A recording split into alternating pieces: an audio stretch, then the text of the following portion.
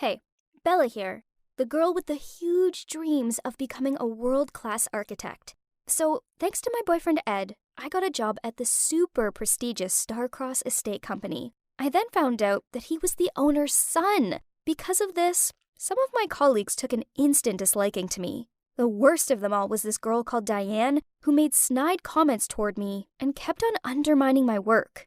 But then she went too far when she sent me an email telling me to break up with Ed because he loved her, not me, and she had pictures to prove it. I tried to stay calm as I clicked through the pictures she sent me. One was taken on the recent business trip they went on and was of them sitting next to each other, which obviously didn't prove anything. Another picture was of Diane resting her head on the shoulder of a shirtless man. Okay, so his build was similar to Ed's, but his face wasn't in the picture, so it could have been anyone. There were also images of text messages, allegedly between them both. One message said, "I don't like Bella anymore. I love you, bae." But the fact that Ed used an icon in this message screen capture made me suspect that it was just fake evidence. I knew Ed never uses memes and detests slang. He always types messages out in full sentences with perfect punctuation. As I looked through the images again, I thought that if somebody else sent me this email, I might believe it. But this person was Diane. She showed her jealousy towards my relationship with Ed all the time, so she might do this just to destroy our love. I decided not to let her bother me. So I sent some pictures back to her of Ed and me happy together. Then I prepared to go home. I guessed this made her angry, as the next day she messaged me demanding that I meet her for coffee after work. I tried ignoring her, but geez, she was so persistent. When I blocked her on social media, she bombarded me with messages via her work email. I had to agree to meet her in the end just so I could get some peace. I walked into the cafe to see her drinking a coffee and eating a muffin. She waved me over like we were friends or something, then said, "You are so stubborn. Ed doesn't love you, so break up with him and move on. He likes me, not you." I glared at her. "Oh yeah? So when did this so-called affair start?" She pauses for ages before saying, a month. No, 2 months ago." "Okay, and how do you know he loves you?" There was another long pause before she said, "He tells me all the time." Duh!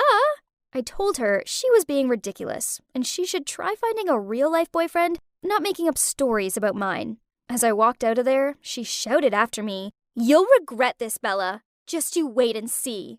As crazy as Diane's behavior was, it did get me thinking. There was no smoke without fire, and it was true that Ed had been acting differently around me recently. He barely had lunch with me anymore. He canceled on our date plans due to a work commitment, and then when I made dinner reservations for the two of us, he brought Jim and Ellie along too.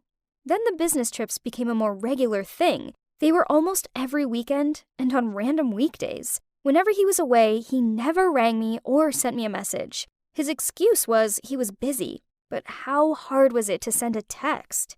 And the same this time, he was having a long business trip to New York. He went with his team, which included Ellie, and you won't believe, and Diane. Ugh! This made me even more worried. What if Diane wasn't as crazy as I thought? What if Ed really was having an affair with her, and now they had a 1-month trip together? I was very anxious about all of this, but I think I would wait for Ed to come back to meet and ask him directly. It had no solid evidence, and I should believe my boyfriend, right? Anyway, we had a huge project at work, so I tried my best to suppress my worries and focus on my job. Luckily, Jim was always there to offer me advice and help me every time I struggled. Actually, he was a really great guy. And then one time, he totally saved my ass. That day, it was almost home time when my computer suddenly turned itself off and I hadn't saved my drawings. It wouldn't turn back on and I freaked out. There was a full day's unsaved work there. Ugh! How could I be so careless? I was fumbling around underneath my desk trying to fix my computer when Jim appeared and asked me, "What are you doing down there?" I don't know what happened, but I've lost everything I've done today on the Earnest project. He said, "Let me take a look." Then we spent the next 3 hours trying to fix it. Luckily, Jim turned out to be good with technology, so he managed to restore all of my data. I was so thankful. Then I said, "Thank you so much. You must be hungry now? Would you like to go eat something?" My treat for helping me. He smiled as he said, Sure. Okay, so it was too late. All the nearby restaurants were shut, so we popped into the convenience store and grabbed some instant noodles, candy bars, and coffees. But it wasn't so bad, actually. Jim smiled and told me, This was so fun. It reminds me of my college time. We both laughed. Then we talked about our hobbies and goals for the future and stuff. The next day, I finally got through to Ed. When talking to him, I still appeared to be fine, but I started to tell him more about my problems and pressures at work, and said that I hoped he would come back soon because it would make me more comfortable. I expected him to reassure me and also say that he wanted to meet me too, but no. He told me that lately he was very busy with many projects and I should just ask Jim for work-related help, as he was my boss. Jim was also a close friend he trusted very much and could take care of me when he was not around. I was super disappointed with Ed's answer, so I said, Yep, Jim might be nice to me, but he's my boss, not my boyfriend. He didn't have any responsibility for staying by my side and protecting me like what I need from you. You've changed, Ed. You don't want to be with me anymore, do you? Bella, stop overthinking. I'm on a work trip. I'm busy. That's all. I was so mad, and I hung up and I refused to return his apology message. Then, for the rest of the week, I put all my focus into work and tried to block all things Ed-related out of my mind, but it was hard. I missed him like crazy. Then the weekend arrived, and I was relaxing with a book when I heard my doorbell. A part of me was hoping it would be Ed, only when I opened the door, I saw Jim standing there. He said, Hi, Bella. Sorry for just showing up. Ed asked me to take you out. I think he's afraid you're in stress overload with work or something.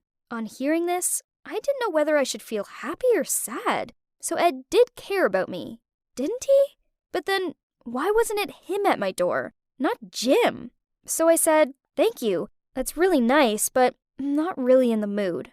He replied, It's no bother. In fact, I know just the place to make you feel better. You may even get some inspiration for our project.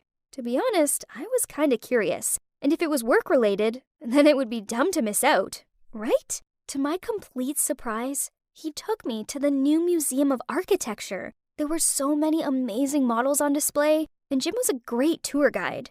He even led me into a room displaying a 3D model of a city hanging in the air. OMG. It was incredible. I hadn't smiled so much in a long time. Being around Jim was great, but he didn't make me feel like I wasn't good enough or make out I was overthinking things. Instead, I could relax and just be me. Afterward, we went to a wine bar and he bought me a cocktail and we sat down in this cozy booth. He smiled at me and asked, How do you feel now? I replied, Much better. Thanks. And thank you for persuading me to go out. I've wanted to go to that museum for ages, but it seems Ed's always too busy to take me. Anyway, thank you. I had a great time. We started on the shots, and it wasn't long before I began to feel tipsy. The problem was that the more I drank, the more emotional I felt, and before I could stop myself, I ended up pouring my heart out to Jim. You know what? Recently, I'm not fine at all. I'm stressed at work, I'm stressed with all this Diane drama, and now even Ed is stressing me out. He raised an eyebrow. Ed? Really? Why are you worried about him? I replied, Diane keeps telling me she's having an affair with him. She even sent some photos, but they didn't seem very legit. But these days, Ed is so different. He's so cold and flat towards me.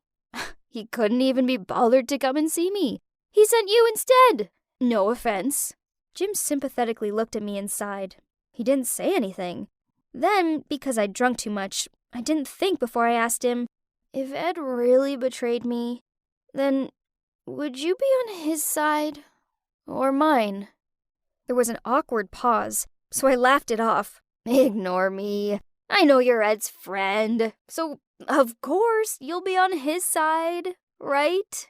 But then, to my surprise, Jim answered,